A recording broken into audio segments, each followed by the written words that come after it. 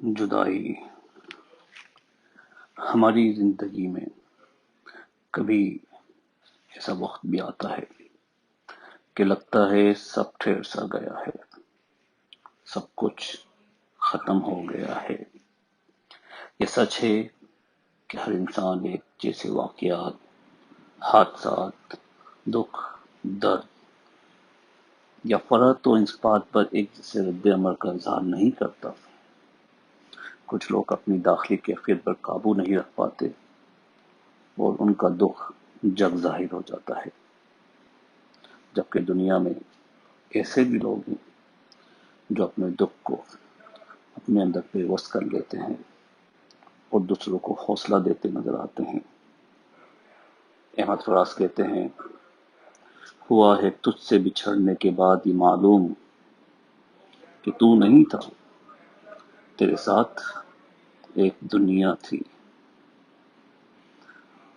ہم اپنے ارد گرد لوگوں کو اس دنیا سے رخصت ہوتے دیکھتے ہیں، سنتے ہیں اور انا للہ و انا الیہ راجعون کے بعد چند تسلی بخش اور رسمی جملے صبر کریں، یہ اللہ صبر دینے والا ہے کہہ کر اپنا فرض ادا کر دیتے ہیں، مگر جب ہمارا کوئی پیارا ہم سے بچھڑتا ہے تو ہمیں احساس ہوتا ہے صبر کرو کا یہ جملہ اس وقت کتنا تلخ لگتا ہے۔ جیسے کہ گلدان نے کہا، آپ کے بعد ہر گھڑی ہم نے آپ کے ساتھ ہی گزاری ہے۔ پھر آگے انجم رہبر صاحب فرماتے ہیں، ملنا تھا اتفاق، بچھڑنا نصیب تھا، وہ اتنی دور ہو گیا جتنا قریب تھا، وہ اتنا دور ہو گیا جتنا قریب تھا۔ اور بلا شبہ یہ میری والدہ کے اوپر یہ اشعار بالکل صحیح بیٹھتے ہیں۔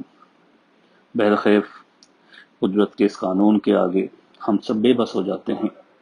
اپنی محبت، پیار، چاہت، دولت سب کے عوض بھی ہم جانے والے کو نہیں روک سکتے، نہ ہی واپس لا سکتے ہیں۔ دنیا کے بڑے سے بڑے خزانے بھی یہ سب نہیں کر سکتے۔